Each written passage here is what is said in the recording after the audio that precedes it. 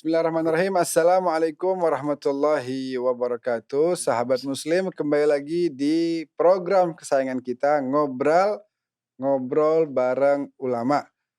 Alhamdulillah hari ini kita kedatangan tamu yang luar biasa, tamu yang sangat istimewa. Kita sapa dulu beliau, Habib Nabil bin Fuad Al-Musawa. Assalamualaikum Habib. Waalaikumsalam. Apa kabar Habib? Alhamdulillah, mudah-mudahan antum sehat walafiat, Sehat semua diberikan kesehatan yang sempurna Ya agar Rabb. antum bisa terus membimbing kita ke jalan datu antum baginda Rasulullah sallallahu alaihi wasallam. Amin ya rabbal alamin. Nah, teman-teman sahabat Muslim, bersama kita ada Habib Nabil yang manfaatnya sudah banyak sekali kita rasakan, baik dari yang ada di atas sampai masyarakat secara umum, semuanya mendapatkan banyak sekali arahan, bimbingan, ajaran dari beliau. Beliau selaku pimpinan Dewan Syura Majelis Rasulullah, kegiatan beliau begitu padat, juga dosen di beberapa universitas. Nah, alhamdulillah dalam tengah-tengah kesibukan beliau yang sangat padat, beliau menyempatkan untuk hadir di podcast kesayangan kita, yaitu Ngobrol bareng Ulama. Habib, terima kasih banyak atas kedatangan antum. Sama-sama Habib. Hari ini kita akan bahas, temanya adalah bagaimana memberikan amanah sesuai dengan ahlinya. Jadi jangan sampai amanah itu diberikan kepada orang yang nggak tepat. Betul. Kalau nggak salah saya teringat ada Nabi dalam sebuah hadisnya beliau katakan, kalau seandainya amanah diberikan kepada yang bukan ahlinya, maka fantadhiris sa'ah, tunggulah datangnya hari kiamat. Artinya akan terjadi terjadi hal-hal yang tidak diinginkan. Betul. Akan terjadi kebobrokan lah, tidak akan ada kebaikan demi kebaikan, tidak akan ada prestasi demi prestasi yang diraih, karena tadi amanah ini nggak diberikan kepada ahlinya. Betul. Sebelum kita bahas lebih lanjut, Habib tolong disampaikan menurut Habib apa itu definisi amanah. Iya, baik. Bismillahirrahmanirrahim. Assalamualaikum warahmatullahi wabarakatuh. Waalaikumsalam warahmatullahi wabarakatuh. Alhamdulillah, wassalatu wassalam ala sayyidina Rasulillah wa ala alihi wa sahbihi wa mawalah amma ba'd. Habib dan juga para pemirsa yang dimuliakan Allah Subhanahu wa taala, kaum muslimin muslimat, para milenial ya dimanapun berada yang mengikuti ngobrol ini, ngobrol bareng ulama. Tadi dikatakan apa itu amanah? Ya, jadi kalau dalam bahasa Arab al-amanah itu lughatan secara bahasa itu maknain, ya, ada dua makna gitu ya. Pertama, secara bahasa amanah itu berarti al-wafa. Al-wafa artinya adalah memenuhi. Betul. Seorang disebut seorang yang amanah kalau dia memenuhi apa yang ditugaskan. Itu makna yang pertama. Kemudian yang kedua, secara bahasa juga lughatan, makna amanah itu adalah al-wadi'ah. Al-wadi'ah artinya adalah titipan. Ya, jadi kita harus memahami amanah itu bukan hak kita. Ya. Amanah itu adalah sesuatu yang dititipkan sama kita, nanti dipertanggungjawabkan. Ya.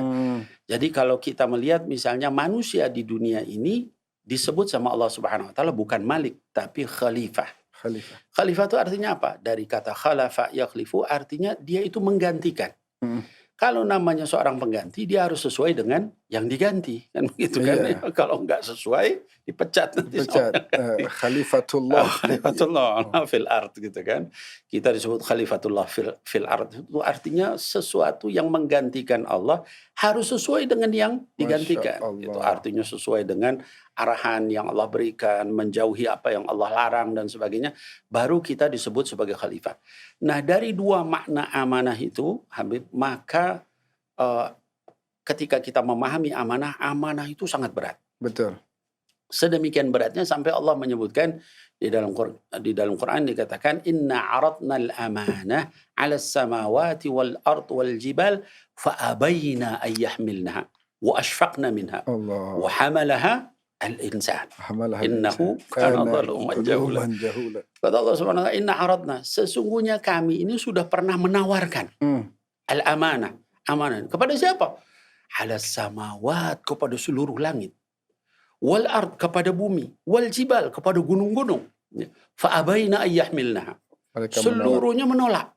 Nggak ada yang berani. untuk mikul. Kenapa? Wa asfaqna minha, karena takut nanti mengkhianati. Wa hamalaha al-insan, ternyata manusia yang kecil tadi dibanding langit dan bumi itu malah menerima amanah itu. Kata Allah, innahu kana zaluman jahula. Sebagian besar di antara manusia itu ketika sudah diberi amanah zalim terhadap amanah itu dan jahul. Sirah mubalaghah ini. Artinya zalimnya berlebihan. Zalum. Wa jahula. Zaluman jahula. Bukan padahal, lagi jahil. Yang tadi antum sebutkan bumi, langit, gunung ini kan identik dengan kekuatan, kebesaran. Luar biasa. Mereka segitunya ciptaan Allah ini menolak. Semua menolak. Tapi manusia malah menerima. Dan sebagian besar mereka adalah zalim dan juga bodoh gitu ya. Nah, jadi dari ini semua Habib, ini perlu dipahami, terutama ketika kita misalnya menjadi pemimpin, jadi orang yang melayani masyarakat. Ingat, ini adalah sesuatu yang berat. Allah. Sampai langit bumi semua itu nolak. Lah terus sekarang kita yang nerima, jangan kita termasuk dalam ayat itu zalum, jahul gitu kan. Sangat zalim dan sangat bodoh gitu. Kenapa disebut zalim? Karena berkhianat. Kenapa disebut jahul? Karena dia tidak ngerti. Dia anggap saya ini dikasih pemimpin. Dianggap itu adalah prestasi. Gitu. Ini adalah kenaikan jabatan, senang, sujud syukur. Harusnya istirja. Harusnya minta pertolongan dari Allah. Rajiun ketika diberikan amanah. Demikian. Nah, segitu beratnya amanah. Kalau seandainya manusia mengingkari amanah tersebut, konsekuensinya apa ya? Iya, jadi tadi Habib menyampaikan satu hadis ya, di dalam hadisnya baginda Rasul sallallahu alaihi wasallam menyebutkan idza wusidal amru li ghairi ahlihi fantadhir sa'ah ya. Kalau satu amanah itu diberikan kepada yang bukan ahlinya, tunggulah kehancurannya. Allah. Itu khobar sekaligus doa. Ya. Artinya apa? Khobar itu kabar, berita dari Rasul. Kalau misalnya amanah itu nggak dipikul sama orang yang tepat, itu hancur. Tapi itu juga sekaligus doa. Kalau ente ngambil amanah, Anda ngambil amanah, ya, panjenengan ini ngambil amanah, padahal bukan sesuai dengan kapasitasnya.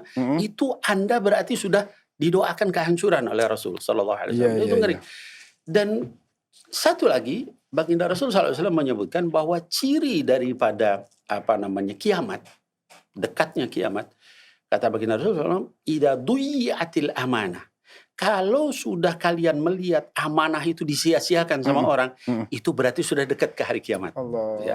Nah, jadi dari ini semua, Habib, ya ini menunjukkan kepada kita perlu membenahi cara berpikir masyarakat ya dalam hal ini. Bahwa ketika kita ditunjuk sebagai pemimpin, itu bukan kemudian kita berbangga dengan itu. Ya Allah, tambah berat saya, beban saya. Ya, bagaimana nanti saya di hadapan Allah Subhanahu Wa Taala? Saya berikan satu contoh, misalnya kisah seorang sahabat. Kembali saya berikan contoh Sayyidina Umar ibn al-Khattab radhiyallahu an. Dalam satu kesempatan, beliau itu punya kebiasaan malam hari keluar untuk mencari di antara rakyatnya yang nggak punya makanan. Masya Allah. Ya, bayangkan tuh, pemimpin. Kalau kita tanya kenapa Sayyidina Umar melakukan itu? Nggak ada yang minta dia begitu. Ya, kenapa? Karena dia tahu betapa beratnya amanah ini sama Allah. Dia keluar malam-malam, dia cari rakyatnya yang nggak punya. Betul. Ketika kemudian dia temukan ada yang nggak punya, dia terus pulang ke rumahnya, dia bawa, dia pikul sendiri. Sampai pembantunya bilang, wahai Amirul Mukminin, kenapa dipikul sama Anda? Biar saya yang pikul. Saya kan petugas Anda. Kamu bisa mikul dosa saya di hari kiamat. Allahu Akbar. Pembantunya diam. Lalu kemudian beliau yang bawa sendiri. Artinya apa? Suasana seperti ini harus ada, Habib. Jadi bahwa ketika kita misalnya memimpin, itu dipahami kepemimpinan itu bukan kemuliaan, tapi amanah. Dan itu ditanya sama Allah. Maka jadilah orang yang perfect dalam amanah. Ada satu hadis, Habib, yang diriwayatkan ya Imam Bukhari wa Muslim. Kata baginda Rasul SAW, Inna allaha kataba al-ihsan ala kulli syai'. Sadaqa Rasulullah SAW. Beliau tidak katakan Inna Allah kataba al-ihsan fi salah. Inna Allah kataba al-ihsan fi dzikr. Inna Allah kataba al-ihsan fi ibadah wa fi ta'ah. Ternyata fi kulli syai'. Fi kulli syai'. Sesungguhnya, dan bahasanya juga bukan misalnya nadaba. Iya. Allah mensunahkan. Ini kataba. Allah wajibkan kamu itu profesional dan perfect dalam segala urusan. Betul. Artinya apa? Kalau kita jadi guru, jadilah guru yang profesional. Iya. Kalau kita jadi businessman, jadilah businessman yang profesional, yang perfect. Kalau jadi pemimpin, jadilah pemimpin juga yang profesional. Betul. Bukan mengandalkan tadi, wah ini surveinya banyak, elektabilitasnya tinggi, padahal nggak punya prestasi, gitu kan. Iya, ini yang seperti ini yang harus kita hindari, gitu. Jadilah pemimpin profesional. Sampai Rasul memberikan contohnya di dalam hadis itu juga. Faida dabahtum fa ahsinu dzibha. Habib, kalau kita melihat dabihah ini apa sih? Iya, hewan yang dipotong. Motong ayam, motong kambing. Kalaupun kalian sedang motong binatang itu, sembelihan itu, fa ahsinu dzibha. Lakukan penyembelihan itu dengan profesional. Kalau ngurus hewan saja yang mau kita sembelih harus profesional. Apalagi ngurus manusia. Umat Nabi Muhammad SAW. Apalagi sekian banyak umat. Ada 200 juta, 300 juta. Gimana itu? Betul. Sampai kita panggil Rasul, wa idza qataltum fa ahsinul qital. Kalaupun kalian sedang terpaksa membunuh dalam peperangan, sekalipun lakukan dengan profesional. Artinya apa? Jangan kalian tusuk, disiksa, apa. Ini perang loh Habib. Iya. Dengan musuh. Lakukan dengan profesional. Ya.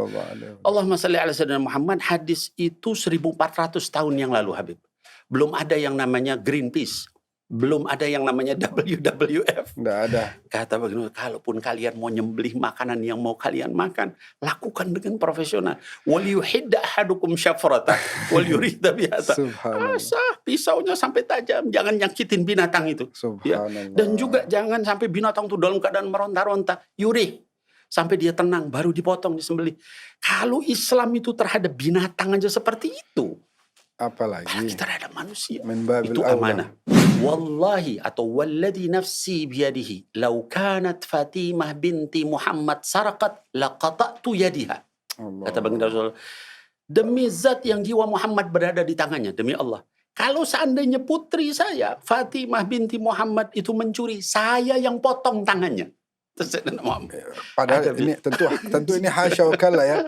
Tidak mungkin. Hasya wa kalla ya. Tapi Nabi menunjukkan bagaimana keadilan itu sekaligus itu penegasan kepada seluruh keluarganya. Jangan coba-coba cari syafaat. Mentang-mentang kalian keluargaku terus berbuat seenaknya gitu. Koneksi gitu kan. Coba kita lihat pemimpin zaman sekarang. Wah, kalau misalnya orang lain ditegakkan hukum, kalau keluarganya, temannya atau kerabatnya dicari supaya bisa lepas.